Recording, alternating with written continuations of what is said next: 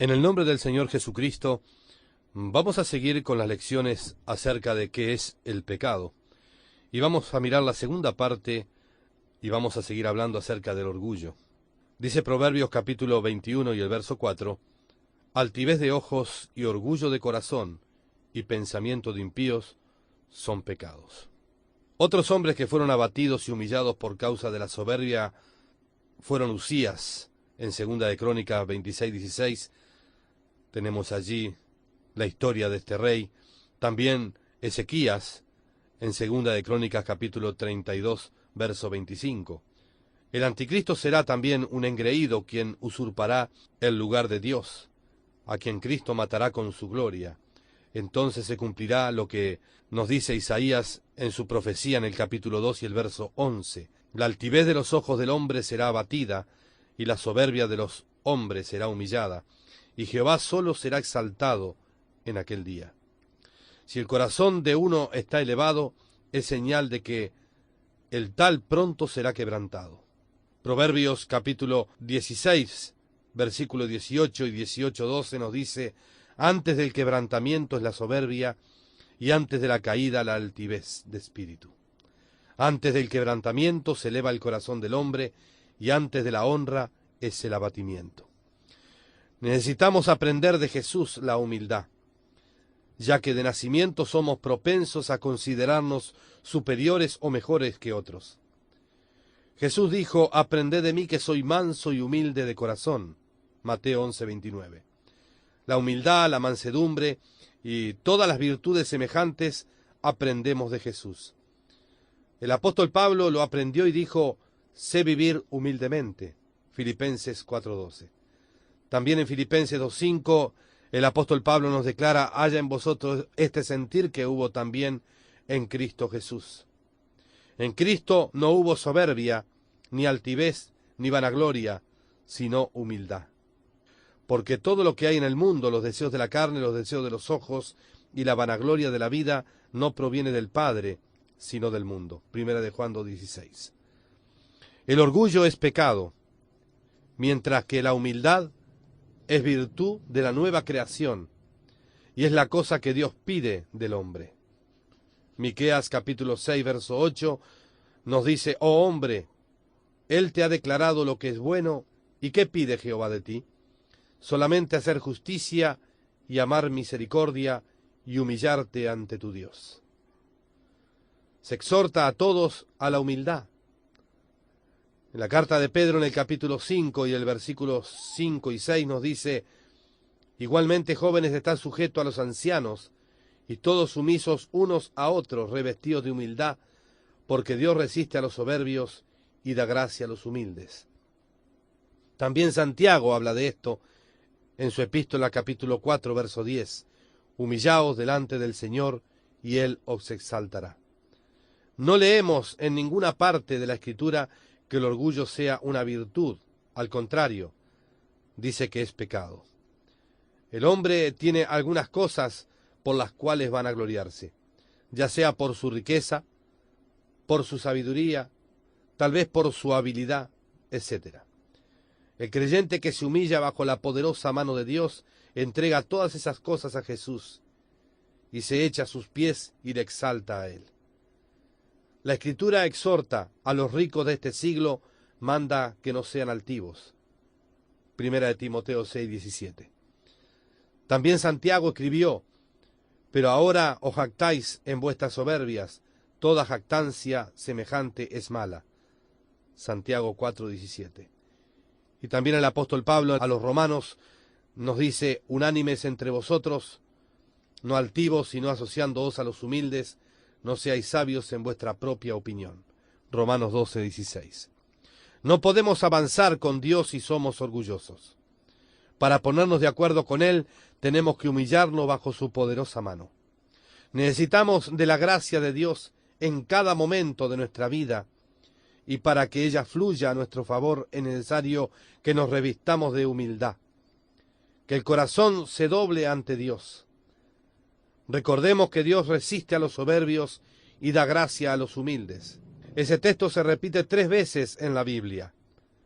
Proverbios 3:34, Santiago 4:6 y Primera de Pedro 5:5. Dios se opone al altivo, le resiste. Por eso la soberbia nos lleva solo abajo, a caídas y al quebrantamiento. Gálatas capítulo 6, verso 4 y capítulo 5, 26 nos dice: así que cada uno someta a prueba su propia obra, y entonces tendrá motivo de gloriarse solo respecto de sí mismo y no en otro. No nos hagamos vanagloriosos, irritándonos unos a otros, envidiándonos unos a otros. Acerca del amor divino leemos que es sufrido, es benigno, el amor no tiene envidia, el amor no es jactancioso, no se envanece. Primera de Corintios 13:4. Que ese amor fluya a través de nuestras vidas, y así estaremos gozando de la gracia de Dios. Continuamente seremos bendición para otros y también le seremos agradables a Dios. Otro pecado muy relacionado con el pecado de orgullo es hacer acepción de personas. Santiago capítulo 2, versículo 1 al 9, usted puede leer allí, solamente vamos a leer el verso 1. Dice la palabra de Dios: hermanos míos, que vuestra fe en nuestro glorioso Señor Jesucristo sea sin acepción de persona.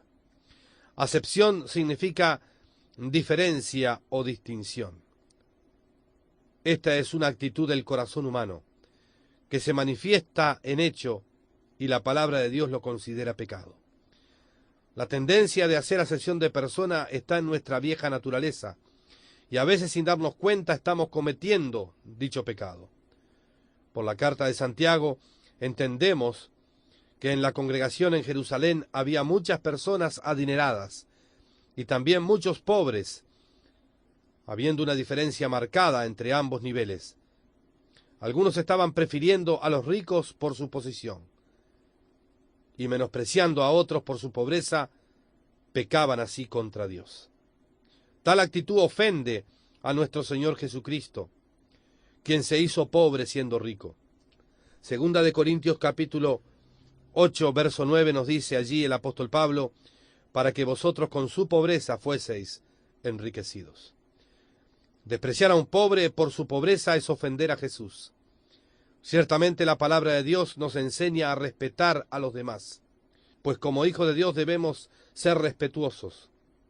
Pero otra cosa es dar preferencia a ciertas personas por lo que tiene o lo que es en la vida natural. Esto es pecado.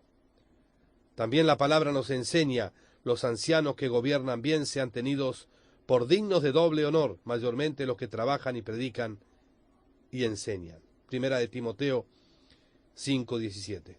Si queremos honrar a alguien, debemos de hacerlo con aquellos que son fieles al Señor. El hacer distinciones o diferencia entre una y otra persona por cualquier motivo que no sea por su fidelidad al Señor es una tendencia de la vieja creación. Está arraigada en nosotros, que no nos damos cuenta muchas veces y lo pasamos por alto. Pero no nuestro Padre Celestial, de quien tenemos la filiación divina. Él no hace acepción de persona. Dios no acepta la persona de nadie. El rico no se salva ni se condena por su riqueza, tampoco el pobre por su pobreza. Dios ofrece la salvación por medio de su Hijo Jesús, y los que creemos en Él somos aceptos en el amado. Recordemos que delante de Dios todos pecaron y están destituidos de la gloria de Dios. Y todo aquel que cree en el Hijo de Dios, el Señor Jesucristo, será salvo. Dios acepta al que acepta a su Hijo. Necesitamos juzgarnos a nosotros mismos para no hacer acepción de personas. Si no nos juzgamos a nosotros mismos, Dios va a juzgarnos y eso implica pérdida. Si juzgamos la carne con sus pasiones, estaremos apreciando a quienes aman al Señor, mirando y viendo a nuestros hermanos en Cristo, y allí no hay diferencia. Aquel que da la palabra de Dios necesita ministrar al Cristo en la persona, sin detenerse en considerar posesiones, ni posiciones, ni fijando en el valor de las cosas naturales, sino mirando a Cristo en el hermano y al hermano en Cristo. Él es igualmente precioso a los ojos de Dios en cada creyente. Que Dios les bendiga muy ricamente.